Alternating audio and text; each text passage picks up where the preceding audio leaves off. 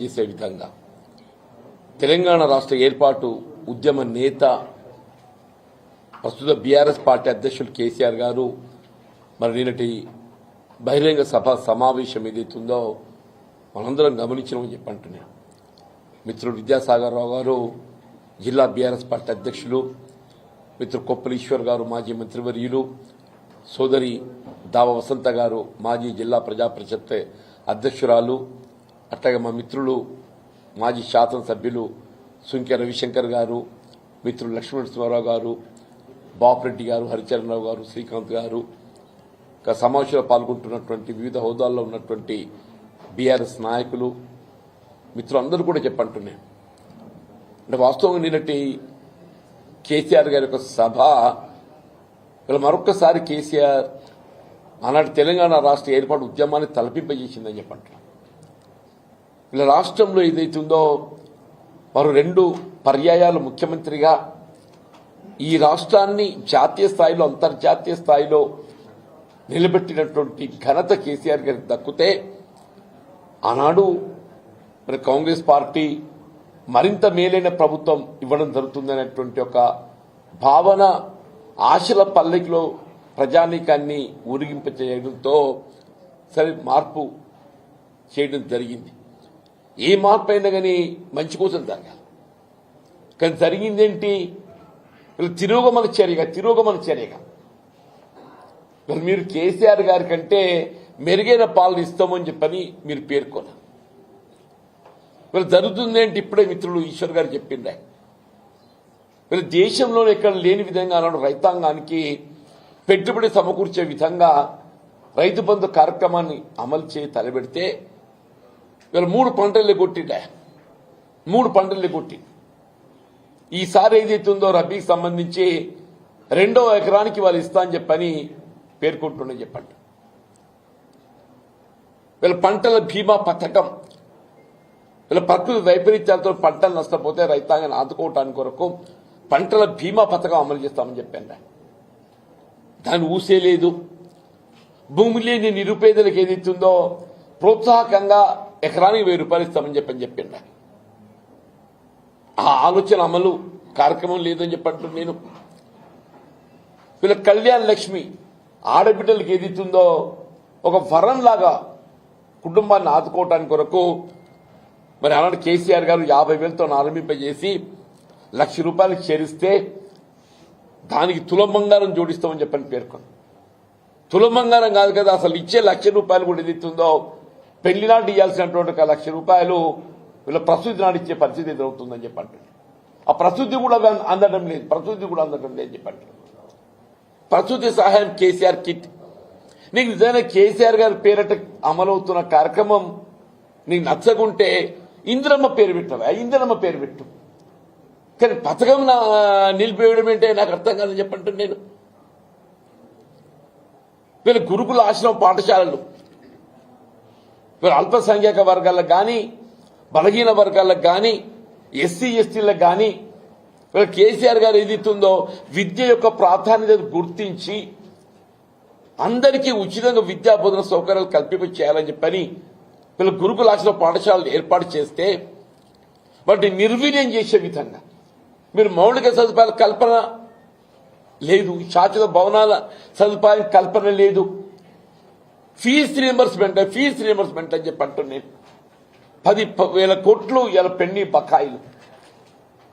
వీళ్ళ కేంద్ర ప్రభుత్వం విడుదల చేసినటువంటి 276 కోట్లు దాన్ని వినియోగించుకోలేక 25% నిధులు జోడించలేక రాష్ట్ర ప్రభుత్వం మరి మిత్రులు లక్ష్మణ్ కుమార్ గారు ఆయన శాఖ మరి ఏ విధంగా నిర్వహిస్తున్నా ఏంటో ఆయనకే తెలియాలని చెప్పి అంటున్నాను. బెస్ట్ అవైలబుల్ స్కూల్స్ నిరుపేద వర్గాలకు ఏదైతుందో దళిత సమాజం నిరుపేద వర్గాలకు బెస్ట్ అవైలబుల్ స్కూల్స్ అని చెప్పి అంటున్నాను. అడ్మిషన్ చేరిక లేకుండా పోతుందని చెప్పి అంటున్నాను. ఏ ఒక్క కార్యక్రమం కూడా ఇవాళ మేము ఏదైతుందో ప్రజలు కోరుతున్నాయి మార్పు. ఇవాళ మేము కోరే మార్పు కాదు ఇది. ప్రజలు ఏదైతుందో ఈ రేవంత్ రెడ్డి పాలన పోవాలి, కేసీఆర్ గారి పాలన రావాలని ప్రజల్లో నానుడు వచ్చింది. మేము పాలన మార్పు కావాలని చెప్పి కోరుతున్నామని చెప్పినాం తప్ప రేవంత్ రెడ్డి గారి కీడు కోరలే. కేసీఆర్ గారి నోటంటే గాని మా నాయకులు ఎవరైనా ఉంటుంటే కానీ భౌతికంగా రేవంత్ రెడ్డి కీడు కోరలే. ఇదే ముఖ్యమంత్రిగా నువ్వు నీ పాలన అంతా మెరుగుకుంటే మరోసారి అధికారికి వస్తా అని చెప్పి చెప్పుకుంటున్నాం. కేసీఆర్ గారి ఏదితో ఒక ఉద్యమ నేత తెలంగాణ రాష్ట్రాన్ని సాధించిండయా. తెలంగాణ రాష్ట్రాన్ని నువ్వు ముఖ్యమంత్రి అయ్యే అవకాశం లభించిందంటే అది కేసీఆర్ గారి పుణ్యం అని చెప్పి అంటున్నాను నేను. అన్నాడు వారు ఉద్యమించకున్నట్టు తెలంగాణ రాష్ట్రం ఏర్పడేదా నువ్వు ముఖ్యమంత్రి అయ్యేటోడివే నువ్వు. ఇదేనానే ఊరి తీస్తావే ఊరి నిజంగా కూడా చెప్పంటున్నా. ఒక పాలక పక్షంగా ప్రభుత్వం ఏదైతుందో ప్రజాస్వామ్యయుతంగా ప్రతిపక్షాలు బలంగా ఉండాలని కోరుకోవాలి. అటువంటిది ఏదైతుందో వాస్తవాలు మాట్లాడుతుంటే దాన్ని భిన్నంగా విమర్శనాత్మకంగా నువ్వు మేడిగడ్డ సందర్శించినవా. నేను కేసీఆర్ గారు ఏదైతుందో జగిత్యాల పర్యటన సందర్భంగా ప్రజా ఆశీర్వాద సభ అంత గొప్పగా జరుగుతుంటే నువ్వు జీర్ణించుకోలేక ఏదో నిద్ర లేచినట్టు నటించటం. మేడిగడ్డ కురింగిపోయింది. ఎన్నడు కురింగింది? 30 మాసాలైంది. 2 పిల్లలు కురింగినాయి. దాన్ని నిర్మాణం చేసింది ఎవరు? వీళ్ళ ఎల్ఎన్టీ పబ్లిక్ అండర్టేకింగ్. అది అసలు నిజంగా ఎల్ఎన్టీకి అంతర్జాతీయ స్థాయిలో గుర్తింపు ఉంది. అది ఎవడు చెప్తే ఏంటోడు కాదు. వాళ్ళు ఎల్ఎన్టీ నిర్మాణ సంస్థ అనేది ఏదైతే ఉందో అంతర్జాతీయంగా గుర్తింపు పొందింది. అది ఎవరి సలహాలు సూచన చేస్తే అది తప్పులు చేసేటువంటి సంస్థ కాదు. అది సరే పిల్లలు కుంగినాయి, దురదృష్టం. అవి మరమ్మతు చేసుకుంటూ 400 కోట్లు అవుతాయి. ఎక్కువ మరమ్మతు చేసుకుంటూ 400 కోట్లు అవుతాయి. 30 మాసాలు గడిచింది. ఎన్డీఎస్ఏ జాతీయ సంస్థ ఏదైతుందో వాళ్ళు సంవత్సర కాలం దాన్ని నార్చిండ్రు, పెండింగ్ పెట్టిండ్రు. వాళ్ళు రిపోర్ట్ ఇచ్చి సంవత్సర కాలం గడిచిందే. దాని పునర్నిర్మాణం ఈ పాటికి అయిపోయేది ఉండే. అని చెప్పి అంటున్నాను. నువ్వు ఎంతవరకు కేసీఆర్ గారిని ఒక దోషిగా నిలబెట్టే ప్రయత్నం తప్పేదైతుందో ఈ తెలంగాణ రాష్ట్ర భవిష్యత్తు అని చెప్పండి జీవన ఆధారం. మేడిగడ్డ ఇవాళ ఏదైతుందో ఈ తెలంగాణ రాష్ట్ర భవిష్యత్తు జీవన ఆధారం అని చెప్పంటాడు. ఏ స్థానంలో మేము కూడా మాట్లాడినాం. ఇప్పుడు ప్రాణహిత నదీ జలాలు తుమ్మడేటి వద్ద నిర్మాణం చేసే అవకాశం ఉంటే నిర్మాణం చేయాలని చెప్పినమే. కేసీఆర్ గారు ఏదైతుందో మహారాష్ట్ర ప్రభుత్వంలో ఒప్పందంలో భాగంగా 145 మీటర్లతో ఒప్పందం వారే కుదిర్చిండ్రు. కేసీఆర్ గారే, నువ్వు చేసింది కాదు. అక్కడ మనం ఆశించిన జలాల లభ్యత పొందలేకపోతున్నామని చెప్పని దిగువ 100 మీటర్లకు వచ్చిందా. 10,000 కట్టి నీళ్లు పెట్టిన పొయ్యి అన్నట్టు ఏదైతుందో మొత్తం లిఫ్ట్లు నీకు సిద్ధంగా ఉన్నాయి. నీ నిజంగా చిత్తశుద్ధి ఉన్నట్టయితే మొన్నటి ఎన్నికల ప్రణాళికలో కాంగ్రెస్ పార్టీ తుమ్మడేటి వద్ద బ్యారేజ్ నిర్మాణం చేస్తామని చెప్పిందా. ఆ 140 మీటర్లలో బ్యారేజ్ నిర్మాణం చేసి మరి జలాలు తరలించి సుందీలో పట్టుకొస్తే ఒక లిఫ్ట్ తో వస్తున్నాయి కదా. 3 ఏళ్లు గడుస్తుంది, 30 మాసాలు గడుస్తుంది. 3 ఏళ్లు 30 మాసాలు గడుస్తుంది. నువ్వు ఎందుకు నిర్మాణం చేయలేకపోయినవే? అదే కేసీఆర్ గారు ఏదిస్తుందో తెలంగాణ రాష్ట్ర భవిష్యత్తు జీవనాధారం అని చెప్పని భావించి ప్రాణహిత నది జలాల వినియోగానికి ఏదైతుందో ఉన్న పరిష్కార మార్గం 100 మీటర్ల ఎత్తుతోనైనా ఒక 2 లిఫ్ట్లు అదనంగా మనపై భారం పడుతుంది. అయినా కానీ పుష్కలంగా నీరు లభిస్తుందా? 300 టీఎంసీలు భావిస్తూ 300 టీఎంసీ కాదు కదా, అసలు 1000 టీఎంసీ లభిస్తాయి. 1000 టీఎంసీ లభిస్తాయని చెప్పండి. దాని మరమ్మతు లేదు. ఓ 2 ఏళ్ళు ఏదైతే ప్రకృతి సహకరించింది అదృష్టం అని చెప్పంటాను నేను. రేపు ప్రకృతి సహకరించక అది ఎల్లినో ప్రభావం ఏదో చెప్తుంది వాతావరణ సూచికలు. అప్పుడు ఏమైతే తెలంగాణ రైతాంగం పరిస్థితి? దానికి ఎవడు జవాబుదారుడని చెప్పండి. నువ్వు కాదా అని చెప్పంటాను నేను. నువ్వు ఎంతవరకు ఏది ఇస్తుందో నువ్వు ఆంధ్ర తొత్తుగా పోలవరం ప్రాజెక్ట్ నిర్మాణానికి తోడ్పడే విధంగా అని చెప్పంటాను నేను. మొదటి నుండి కూడా రేవంత్ రెడ్డి గారు ఏదైతుందో సీమాంధ్ర నాయకుల చేతిలో ఏదైతుందో ఆయన ఒక కీలు బొమ్మ అని చెప్పంటాను. ఆయన 2015లో ఇవాళ శాసనసభ స్థానానికి జరుగుతున్నటువంటి ఒక ఎమ్మెల్సీ ఎన్నికల్లో ఆనాటి టీఆర్ఎస్ ప్రభుత్వాన్ని అస్థిరపరచాలని కుట్రతోని చెప్పంటున్నా. రాజ్యాంగబద్ధంగా ఎంపికైన ప్రభుత్వాన్ని ఇవాళ అస్థిరపరచాలని కుట్రలో భాగంగా ఇవాళ రేవంత్ రెడ్డి గారు ఏదైతున్నదో ఇదే వేమినారాయణ రెడ్డి ఎమ్మెల్సీగా ఎంపిక చేయాలని చెప్పని ఓటుకు నోటు తెలియదే పట్టుకొచ్చింది ఇలా ఇదే రేవంత్ రెడ్డి అని చెప్పి అంటుంది. రాజ్యాంగం పట్ల గౌరవం ఉండాలని అంటున్నా. రాజ్యాంగం పట్ల గౌరవం ఉండాలి. నువ్వు అది ఆలోచన చేయవు. నువ్వు వీళ్ళు కేసీఆర్ గారు అట్టుగా గొప్ప నాయకుని గురించి ఇంత చులకన మాట్లాడటం నువ్వు. వ్యక్తిగతంగా దూషణలు ఏదైతే ఉందో సరైనదిగా మేము ఎన్నడూ వ్యక్తిగత దూషణ చేయలేదు. మేము మార్పు కావాలని కోరుతున్నాం. ఈ రాష్ట్రాన్ని పట్టిన శని పీడ విరడ కావాలని కోరిన రేవంత్ రెడ్డి ఈ రాష్ట్రాన్ని పట్టిన శని పీడ విరడ కావాలని కోరినని చెప్పంటున్నాను. రాష్ట్రాన్ని తిరోగమన చర్యలు తీసుకెళ్తున్నాం కాబట్టి మార్పు కావాలని కోరిమని చెప్పంటున్నాను. నా ప్రజా జీవితం ఏదైతుందో తెరిచిన పుస్తకమై నీలాగా నేను తొక్కుకుంటూ రాలే. నా ప్రజా జీవితం తెరిచిన పుస్తకం అని చెప్పంటున్నా. 1981లో 30 సంవత్సరాల వయస్సులో పంచాయతీ సమితి అధ్యక్షుడు ఎంపికైతే ఆ ఉమ్మడి కరీంనగర్ జిల్లాలో 14 మంది పంచాయతీ సమితి అధ్యక్షులు ఉంటే 13 కాంగ్రెస్లో చేరిండ్రు. 14 పంచాయతీ సమితి అధ్యక్షులు ఉంటే 13 కాంగ్రెస్లో చేరింది. నేను ఒక్కరిని కాంగ్రెస్లో చేరలేదు. అధికార పార్టీ లాలూచీకి లొంగనటువంటి వాడిని నేను ఒక్కరిని మాత్రం చెప్పంటున్నాను. ప్రతిపక్ష నిలబడేది ఇస్తుందో నేను ముందు పోయినని చెప్పంటున్నాను. ఎన్టీ రామారావు ప్రభుత్వ హయాంలో ఏదైతుందో భాస్కర్ రావు గారిని ఎప్పుడైతే మంత్రివర్గంకి తొలగింప చేయడం జరిగిందో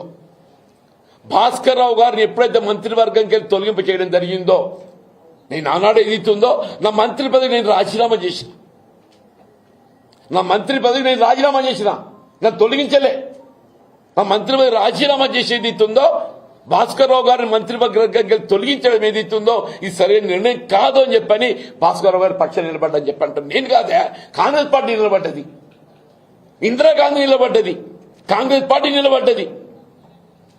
కానీ భాస్కర్ రావు గారిని తొలగించడం ఏదైతుందో అప్రజాస్వామ్యం అని చెప్పని కాంగ్రెస్ పార్టీ మద్దతు నిలబడ్డదని చెప్పంటున్నా. రేవంత్ రెడ్డి తెలుసో తెలియదు. అది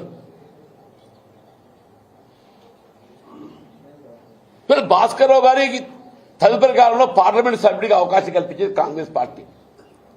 నాదేళ్ల భాస్కర్ రావు గారికి తదుపరి కాలంలో పార్లమెంట్ సభ్య ఖమ్మంకి వెళ్లి ఏదైతుందో అవకాశం కల్పించేది కాంగ్రెస్ పార్టీ. నేను చట్టాల గురించి మాట్లాడడం లేదు, రాజ్యాంగం గురించి మాట్లాడడం లేదు. రాజ్యాంగం గురించి మాట్లాడితే 84లో ఏదైతుందో అసలు పార్టీ పిరామిడ్లో చట్టమే లేదు. 84లో పార్టీ పిరామిడ్లో చట్టమే లేదు. పార్టీ పిరామిడ్లో చట్టం అమలుకి వచ్చింది ఎన్నడూ 85లో వచ్చింది, రాజీవ్ గాంధీ గారు ప్రధానమంత్రి అయిన తర్వాత. అయినప్పటికీ ఏదైతుందో అక్కడ ఉమ్మడి ఆంధ్రప్రదేశ్ శాసనసభ రద్దయిన తర్వాత నవంబర్ 1984 ఉమ్మడి ఆంధ్రప్రదేశ్ శాసనసభ రద్దయింది. రద్దయిన తర్వాత డిసెంబర్లో ఏదైతుందో పార్లమెంట్ ఎన్నికలు వస్తే పెద్ద చొక్కారావు గారు పార్లమెంట్ సభ్యుడిగా కాంగ్రెస్ పార్టీ అభ్యర్థి పోటీ చేస్తే ఏదైతుందో మేమందరం కాంగ్రెస్ పార్టీ మద్దతు తెలిపామని చెప్పంటారు. నీలాగా అప్రజాస్వామికంగా రాజ్యాంగ నిబంధనలు ఉల్లంఘించి కాదు, రాజ్యాంగం పట్ల గౌరవం ఉన్నటువంటి ఒక నిబద్ధత గల నాయకుడిగా మా ప్రజా జీవితం కొనసాగిందని చెప్పంటున్నా. మేము ఆనాడైనా ఈనాడైనా ఎన్నడైనా రాజ్యాంగ నిబంధన కట్టుబడి మా ప్రయాణం కొనసాగిందని చెప్పంటున్నా. 2014లో నేను ఒకే ఒక్క శాతం తప్పినాయా. మొత్తం 3 ఉమ్మడి జిల్లాలలో కరీంనగర్, నిజామాబాద్, ఆదిలాబాద్ ఉమ్మడి జిల్లాలలో ఎంపికైన ఒక సభ్యుడు విఠల్ రెడ్డి గారు బీఆర్ఎస్ లో చేరితే నేను ఒకే ఒక్కరిని మిగిలినని చెప్పంటున్నాను.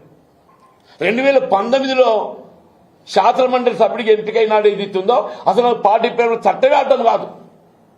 నేను ఏకైక సభ్యుని కాబట్టి అయినా కానీ ఒక నిబద్ధత గల నాయకుడిగా నేను ఎంపీ కావడం తోడ్పడ్డది కాంగ్రెస్ పార్టీ కాబట్టి అని నేను శాసన మండలిలో నేను ఉంటే పోరాటం చేసిన అని చెప్పంటాను.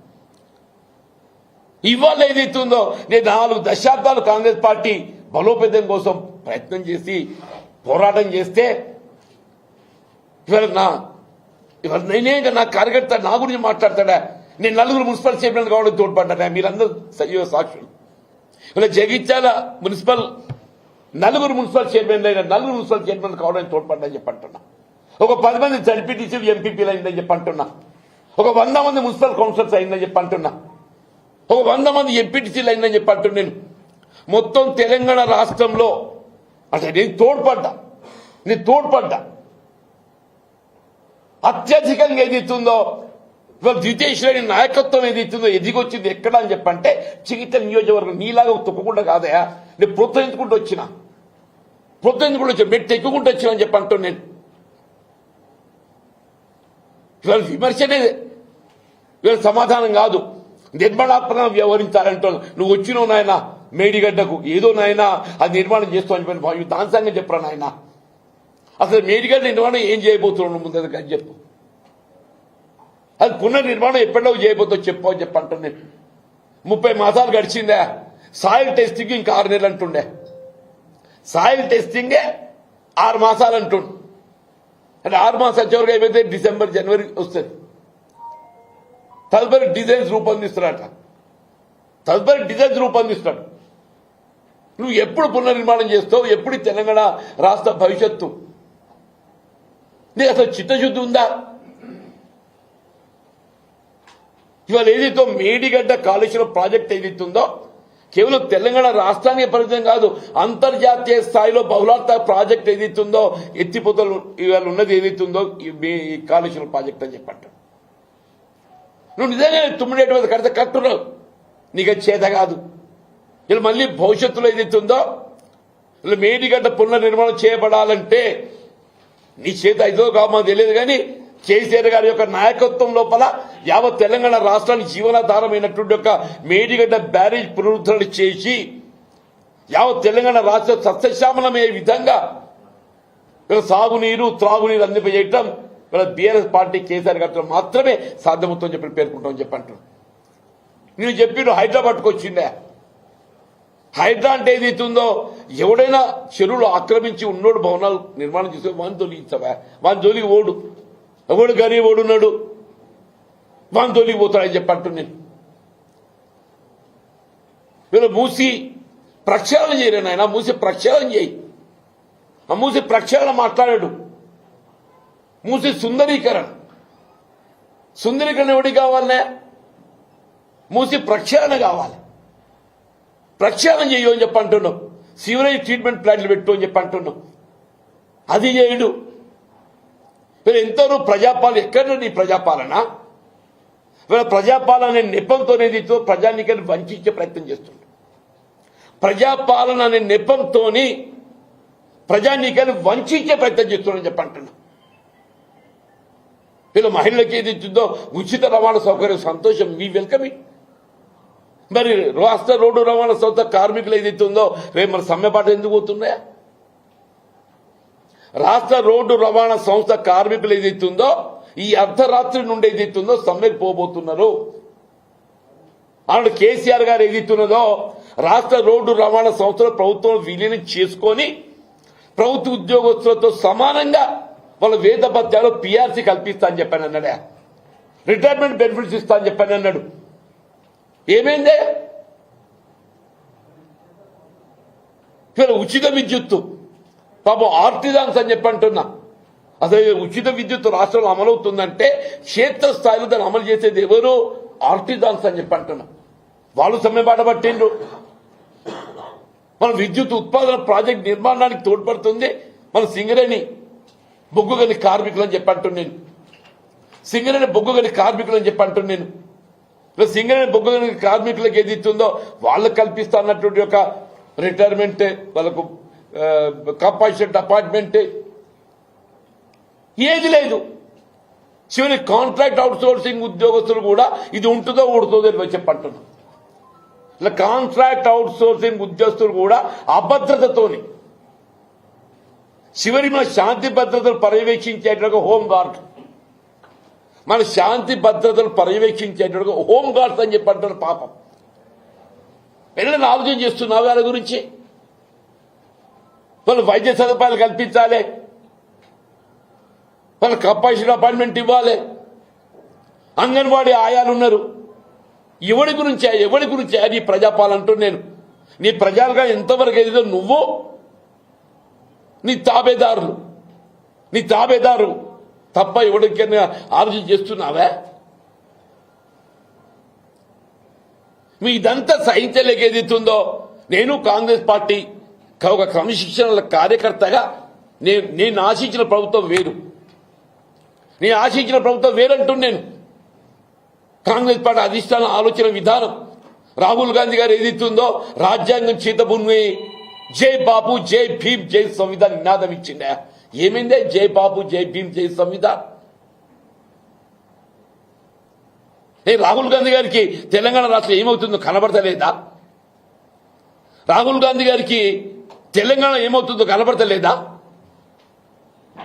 తెలంగాణ రాష్ట్రానికి రాజ్యాంగ నిబంధనలు వర్తించాయా?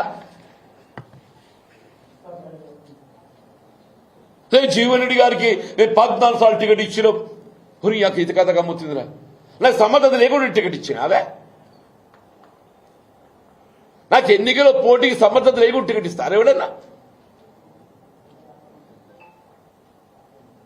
నేను చెప్పింది నేను 2 సార్లు ఏదైతే కేసీఆర్ గారు తెలంగాణ రాష్ట్ర ఏర్పాటు ఉద్యమం జాగృతి చేయడానికి కొరకు ఏదైతుందో వారు పదవులు త్యాగం చేసి ఎన్నికలు పోటీ చేస్తే నన్ను దుర్గౌట్ కమిటీని పెట్టిండు. అక్కడ అసలు చల్లించుడు వీకినాడు, ఎక్కడో వీకినాడు. మొన్నటి ఎన్నిక మత ఓటు డివిజన్ అనేది అవుతుందో మతతత్వంతో డివిజన్ అయితే నీకు పోటీ చేయడానికి మనకు అవకాశం ఇచ్చింది. 96 ఉప ఎన్నిక ఏదైతుందో మొత్తం దేశంలోనే ఒక ప్రతిపక్ష పార్టీ అభ్యర్థి 73% ఓట్ ఐ గాట్ పోల్డ్. నీలాగా కాదయా నేను ఎమ్మెల్సీ గెలిచిన అని చెప్పంటే రాజకీయాలకు అతీతంగా చెప్పంటూ రాజకీయాలకు అతీతంగా ఆయన మొత్తం శాసన మండలి పరిధిలో ఇద్దరిద్దరు ఎమ్మెల్యేలే. కానీ ఇవాళ 20 మంది ఎమ్మెల్యేలు పెట్టుకొని ఇదే రేవంత్ రెడ్డి గారు కాలుకు బల్పం కట్టుకొని మొత్తం జిల్లాలు తిరిగిండా. ఎందుకు గెలిపేది మన శాసన మండలి? ఇదే రేవంత్ రెడ్డి గారు ముఖ్యమంత్రిగా మొత్తం జిల్లాలు తిరిగిండు, పెట్టుబడి పెట్టిండు. మనం ఎందుకు గెలవలేదే? పార్లమెంట్ ఎందుకు గెలవలేదే? నీ సొంత నియోజకవర్గం కొడంగల్లో ఏదైతున్నదో ఈయన ముఖ్యమంత్రి కాకముందు బీజేపీకి అక్కడ 4,000 ఓట్లు వస్తే ఈయన ముఖ్యమంత్రి అయినాక అది 63,000 ఓట్లు వచ్చినాయి. కొడంగల్లో మహబూబ్నగర్ పార్లమెంటు నియోజకవర్గ పరిధిలో శాసనసభ ఎన్నికల్లో 4,000 ఓట్లు వస్తే పార్లమెంట్ ఎన్నికల్లో అది 63,000 పెరిగింది, 59,000 ఓట్లు పెరిగింది అంటూ దానికి ఎవడు బాధ్యుడే? రాహుల్ గాంధీ గారు ప్రధానమంత్రి కాలేకపోయిందంటే ఎవడు బాధ్యుడు? నువ్వు కాదా? ఇంకా ఈయన రాహుల్ గాంధీ ప్రధానమంత్రి చేస్తారట, ఈయన రాహుల్ గాంధీ ప్రధానమంత్రి చేస్తారట. నీ మహబూబ్నగర్ ఓడగొట్టు, మహబూబ్నగర్ శాసనమండలి ఓడిపోయింది అన్న అంటే శాసనమండలి ఓడిపోయింది మహబూబ్నగర్లో, చేవల్లో ఓడిపోయింది, సికింద్రాబాద్, మల్కాజ్గిరి ఈయన ప్రాతినిధ్యం వహించిండు, ఒక్క సీటు గెలవలేదు. మల్కాజ్గిరిలో ఈయన పార్లమెంటే ప్రాతినిధ్యం వహించినాడు ఏదైతున్నదో ఒక్క అసెంబ్లీ సీటు కూడా గెలవలేదు అంటున్నా, పార్లమెంట్ గెలవలే. ఈయన కాంగ్రెస్ పార్టీ గురించి మాట్లాడతాడు. ఎంతో నీ స్వార్థ ప్రయోజనాలు, నీ ఆర్థిక ప్రయోజనాలు తప్ప నీకేముంది అని చెప్పి అంటున్నాను నేను. నీ స్వార్థ ప్రయోజనాలు, నీ ఆర్థిక ప్రయోజనాలు తప్ప ఏముంది అని చెప్పి అంటున్నాను నేను. తెలంగాణ రాష్ట్రానికి ఏది ఇస్తుందో వీళ్ళు కేసీఆర్ గారే శ్రీరామ రక్ష అని చెప్పండి. అందరం కూడా కోరుకునేది కేసీఆర్ గారికి ప్రభుత్వం తిరిగి రావాలని కోరుకుంటున్నాం. ఇది ఒక మా బీఆర్ఎస్ ఉండే కాదు, ఇది యావత్ తెలంగాణ సమాజం కోరుకుంటుంది. ప్రజల నానుడు వచ్చింది. ఈ రాష్ట్రాన్ని పట్టిన శని పీడ విరడ కావాలి, ఈ రేవంత్ రెడ్డి పోవాలని చెప్పని రాష్ట్ర ప్రజానికే కోరుకుంటున్నాను చెప్పి అంటున్నాను. ఉంటావు 2 ఏళ్ళు నువ్వు ఉంటావు, నీ ఎవరొచ్చో తెలియదు. కాంగ్రెస్ పార్టీ ఎప్పుడేమైందో తెలియదు. కొసెల్లేదాకా ఈయన ఉంటా అని చెప్పి అనుకుంటుండు నేను కొసెల్లేదాకా ఉంటా అని చెప్పని. కానీ అధిష్టానం గమనిస్తుంది. ఈయన ఇప్పుడే పోయేదైతుందో బీజేపీ దానిలో చేరిండు. ఎందుకు నడమ ఉన్నాడుగా చంద్రబాబు నాయుడు గారు, నడమ రాయబారి వారది ఉన్నాడు. ఈయనకున్న ఎన్డీఏ ప్రభుత్వం మధ్య బీజేపీ మధ్య ఏదైతుందో వారది చంద్రబాబు నాయుడు ఉన్నాడు. ఈయన అనుకుంటున్నాడు చంద్రబాబు నాయుడు కాపాడతారని చెప్పాను. కాంగ్రెస్ పార్టీ అధిష్టానం ఇవాళ నిర్వీర్యం నిశ్చితమైనట్టు కనబడుతుంది. మరి ఇన్ని కుట్రలు కుతంత్రాలు చేస్తున్నా కానీ మరి ఎందుకు సైలెంట్ ఉంటుందో అర్థం కావటం లేదని చెప్పండి. రాష్ట్రంలో కాంగ్రెస్ పార్టీ సుస్థిరంగా ఉన్నది, 66 స్థానాలు ఉన్నాయి. నీకెందుకే మళ్ళీ ఇంకా కొత్త సభ్యులు? నీ సభ్యులు నీకు నమ్మకం లేదా? ఎందుకో కాంగ్రెస్ పార్టీ అధిష్టానాన్ని ఏదైతుందో ప్రెషర్ టాక్టిక్స్, నీకంటే కుంపటి ఏర్పాటు చేసుకోవాలి, నీకంటే కుంపటి ఏర్పాటు చేసుకోవాలి. దయచేసి ఏదైతుందో కనీసం నిన్నటి సభ కేసీఆర్ గారు ఏదైతుందో జగిత్యాల సభ అని చెప్పడం జగిత్యాలకి పరిమితం కాదు. వాస్తవం నిన్నటి సభ నేను అంత పెద్ద ఎత్తున మరి కేసీఆర్ గారి అభిమానులు ఎవరు ఊహించిన దానికంటే ఏదైతుందో వీళ్ళ పెద్ద ఎత్తున ఊహించిన దానికంటే పెద్ద ఎత్తున అని చెప్పడం యావత్ తెలంగాణ సమాజం మొత్తం టీవీల ముందు కూర్చున్నారే. జగిత్యాల రోడ్ల మీద ఎట్లయితే ఎల్ఈడీల ముందు కూర్చున్నారో ఆ 8 గంటల సమయం లోపల ఎప్పుడు కేసీఆర్ గారు మాట్లాడతారు, ఏం మాట్లాడతారు, మా భవిష్యత్తు ఎట్లా నిర్దేశిస్తారు, మాకేం ప్రణాళిక ఇస్తారు అని ఆలోచిస్తున్న మొత్తం టీవీల ముందు కూర్చున్నారా. ఈయన రేవంత్ రెడ్డి అడ్డుకుందాం ఎన్ని కుట్రలు చేసినా కానీ నిన్న రేటింగ్ చూపెట్టు సంజయ్ వీళ్ళ కోర్టు ఎమ్మెల్యే గారు రేటింగ్ ఎట్లా పోయింది అని చెప్పాలి. వ్యూవర్స్ ఏదైతుందో మీకు తెలుసు కదనే, ఛానల్స్ ఏదైతుందో ఇక్కడ కేసీఆర్ గారి ప్రసంగం అవుతుంటే అదే సమయానికి రేవంత్ రెడ్డి అక్కడ నేను ముఖ్యమంత్రిని కదా నాకు చూడు అని చెప్పాను. చూసినోడు కావాలి కదా. అంటే ఏదైనా కానీ ఏదైతుందో ఇవాళ రాష్ట్రంలో జరుగుతున్న పరిణామాలు, జగిత్యాల్లో జరుగుతున్న పరిణామాలు అంటే వాస్తవంగా కూడా ఎవరైనా పార్టీని వీడాలని ఎవరు కూడా భావించాం. వాస్తవంగా సఫికేషన్ 20 మాసాలు ఏదైతుందో నేను నిజంగా కూడా నేను అంటే మానసికంగా నేను ఎదుర్కొన్నటువంటి ఒక ఇబ్బందులు క్షోభ కేసీఆర్ గారు ఏదైతుందో పెద్ద మనసుతో నిన్న చెప్పాను నేను బహిరంగ సభలో. కేసీఆర్ గారు పెద్ద మనసుతో ఏదైతే నాకు చేయుతూ ఇచ్చిండ్రు, నన్ను హక్కును చేర్చుకున్నారని చెప్పంటారు, నా హక్కును చేర్చుకోమని చెప్పంటున్నాను. నాకు బీఆర్ఎస్ పార్టీలో చేరే అవకాశం కల్పించి నా ప్రజా జీవితానికి ఒక నూతన అధ్యాయం ఆరంభింపబడ్డదంటున్నా. నా ప్రజా జీవితానికి ఏదైతుందో ఒక నూతన అధ్యాయం ఆరంభింపబడ్డని చెప్పంటున్నా. ఇది ఏకైక లక్ష్యం ఏదైతుందో ఈ తెలంగాణ రాష్ట్ర పునర్నిర్మాణం, దాని కేసీఆర్ గారి యొక్క సారథ్యం లోపల బీఆర్ఎస్ పార్టీ ప్రభుత్వం నెలకొల్పబడ్డప్పుడు మాత్రమే మనందరి యొక్క కర్తవ్యం నెరవేరుతుందనే ఒక భావన అభిప్రాయం వ్యక్తం చేస్తుంది. సీఎం రేవంత్ రెడ్డి పదవి లేకుండా ఒక ఏడాది కూడా ఉండలేకపోయారా జీవన్ రెడ్డి అని అంటే నా అసలు నేను చెప్పిన నా రాజకీయ జీవితం తెలిసిన పుస్తకం. నేను 94కి వెళ్ళి 2004 దాకా పదవి లేకుంటున్నాను. ఒక్క నిమిషం, 94కి వెళ్ళి 2004 దాకా పదవి లేకుంటున్నా. 2014 నుంచి ఏదైతే ఉందో 23 దాకా పదవి లేకుండా ఎన్నప్పుడు పదవి కాదు, శాసన మండలి సభ్యత్వం కూడా ఏదైతుందో రాజకీయాలకు అతీతంగా నాకు అవకాశం వచ్చింది. నాకు నిజంగానే పదవి కావాలని కోరుకున్నట్టయితే నేను ఇప్పుడే చెప్పాను, నేను నాకు పార్టీ ప్రయాణ చట్టం కూడా అడ్డు లేకుండే. 2019లో నేను ఏకైక శాసన మండలి సభ్యుని కాబట్టి నాకు పదవి లేకుండా కూడా పార్టీ ప్రయాణ చట్టం నాకు అడ్డు లేకుండే. వీళ్ళ పదవి కాదు, వాళ్ళకి పదవి వస్తలేదు. ఇక్కడ కేసీఆర్ గారు ఏదైతుందో నాకు పోరాట లక్ష్యం అని చెప్పడం, వీళ్ళ ప్రజాక్షేత్రం లోపల ఏదైతుందో ప్రజల పక్షాన్ని నిలబడి పోరాటం చేసేటువంటి ఒక బాధ్యత అని చెప్పంటున్నా. ఇది పదవి కాదు. అందరం కూడా మీరు 2 ఏళ్ళు రోడ్ల మీదనే ఉండాలి.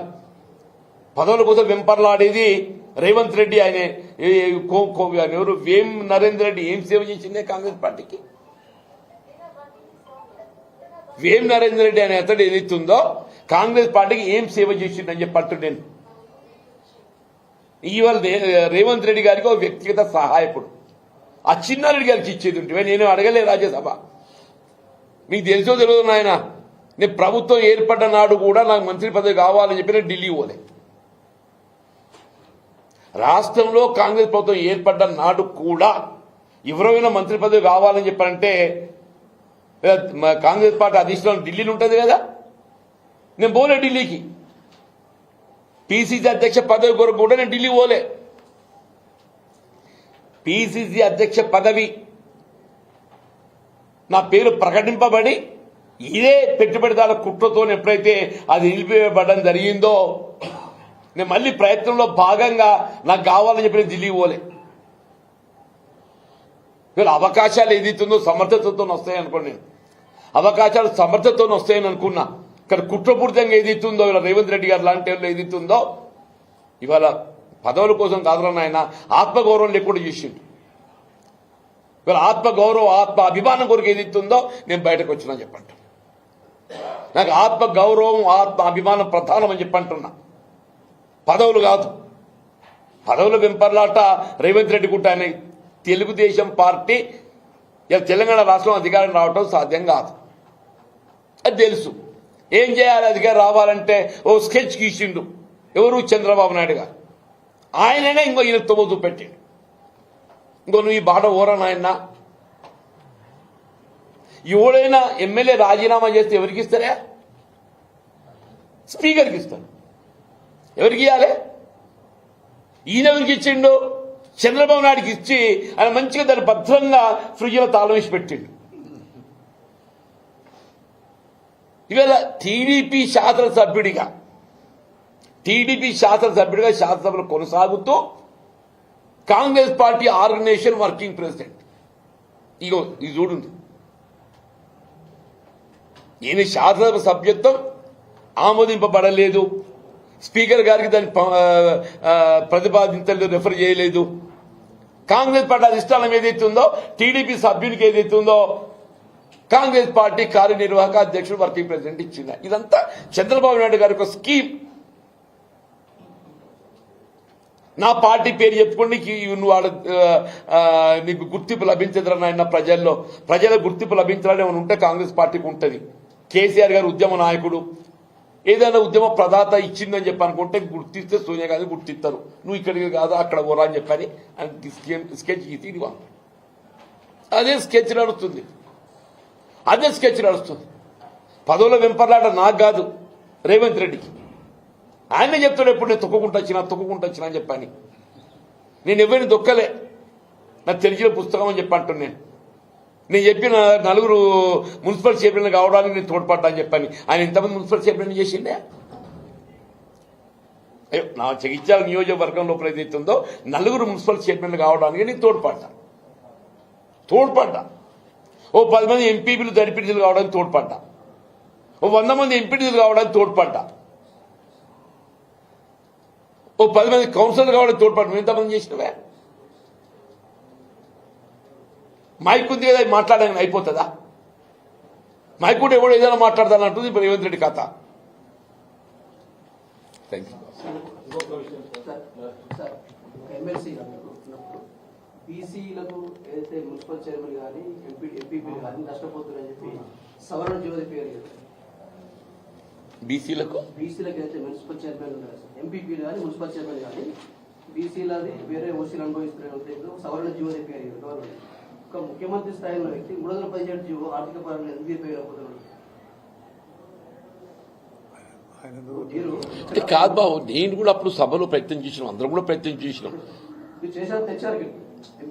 ఎంపీపీలు వాళ్ళు బీసీలు చేశారు, మున్సిపల్ చైర్మన్ కూడా బీసీలకు మళ్ళీ అవకాశం ఇచ్చారు. చట్టం తగ్గ మార్పులు చేయబడే విధంగా ఏదైతే సూచన చేసి మార్పు చేపించగలిగిన బాబు అని చెప్పంటారు. 317 జీవో కూడా మార్చడానికి నా సలహాలు సూచనలు ఇచ్చిన బాబు నేను అంటున్నాను. నేను సలహాలు సూచనలు ఇచ్చిన, నేను శాసన మండలి వేదికగా మాట్లాడి నేను పాటించినోడు కావాలి కదనే, పాటించినోడు కావాలి కదా. అరే అది పాటించినోడు కావాలి, వాళ్ళ చిత్తశుద్ధి ఉండాలి కదా. ఇప్పుడు ఏమంటే బీసీలను మాట్లాడతా వసంత గారు, ఇప్పుడు కేసీఆర్ గారు ఏదైతుందో సమగ్ర కుటుంబ సర్వేలో ఆనాడు కులగణన చేస్తే బీసీ జనాభా 51% వచ్చిందమ్మా. కేసీఆర్ గారు ఏదైతుందో సమగ్ర కుటుంబ సర్వే వారు కులగణన చేస్తే ఎక్స్క్లూడింగ్ ముస్లిం పాపులేషన్ 51% వచ్చిందమ్మా. ఇప్పుడు ఇదే రేవంత్ రెడ్డి ఏదైతుందో ముస్లిం జనాభా కలుపుకొని 56 వచ్చింది. అంటే అందులో 11% ముస్లిం జనాభా ఉన్నది. అది తీస్తే మన బలహీన వర్గాలకు 5% దెబ్బ కొట్టింది. మన బలహీన వర్గాలకు కేసీఆర్ గారి యొక్క లెక్కల ప్రకారంగా 51% వచ్చింది. రేవంత్ రెడ్డి గారి లెక్క ప్రకారంగా 46% వచ్చింది. ఇంకా ఇది ఆయన చిత్తశుద్ధం అంటున్నాను నేను. ఇంకా ఆయన మాట్లాడతాడు.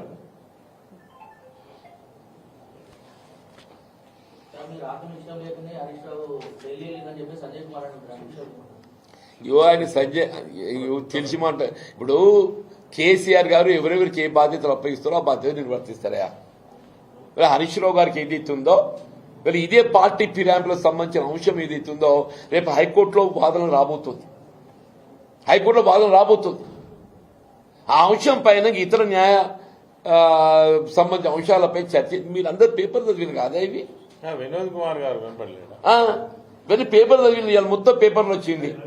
హరీష్ రావు గారు స్వయంగా ఏది ఇస్తుందో జగిత్యాల సభాస్థలి పర్యవేక్షించి వారి సలహాలు సూచనలు, కేసీఆర్ గారి యొక్క సభ అంటే ఏ విధంగా ఉండాలి, ఎట్లుండాలి, సభ్యులు ఎట్లకెళ్ళి రావాలి, ఎట్లకెళ్ళి పోవాలి, మైక్ సిస్టమ్ ఎట్లుండాలి, ఎల్ఈడి సిస్టమ్ ఎట్లుండాలి అని మొత్తం అనుభవాన్ని జోడించి ఏదైతుందో ఇదే విద్యాసాగర్ రావు గారు, మన కొప్పులీశ్వర అన్న, వసంత గారు అందరూ ఏదైతుందో మొత్తం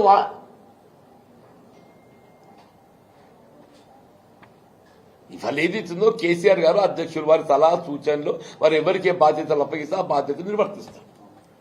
ప్రస్తుతానికి టీఆర్ఎస్ లో ఉన్న ఎమ్మెల్యే కాంగ్రెస్ లో తిరుగుతున్నారు కదా, దాని విషయంలో మీరు రాష్ట్ర ప్రధాన కార్యదర్శిగా మీరు ఇప్పుడు ప్రజలు గమనిస్తున్నారే. నేనేమంటున్నా, ఎవరమైన రాజ్యాంగ నిబంధనలకు అనుగుణంగా మనం ఏదైతుందో బాధ్యత నిర్వర్తించాలి. నేను ఇవాళ రాజ్యాంగ నిబంధనలకు అనుగుణంగా నా బాధ్యత నిర్వర్తిస్తానని చెప్పంటాను. నేను ఆనాడు ఏదైతుందో శాసనసభ రద్దయిన తర్వాత, ఇట్ వాజ్ 1984, శాసనసభ రద్దయిన తర్వాత ఒక పౌరుడిగా ఏదైతుందో స్వేచ్ఛ నాకు ఉంది కాబట్టి నేను కాంగ్రెస్ పార్టీ ఇచ్చేది.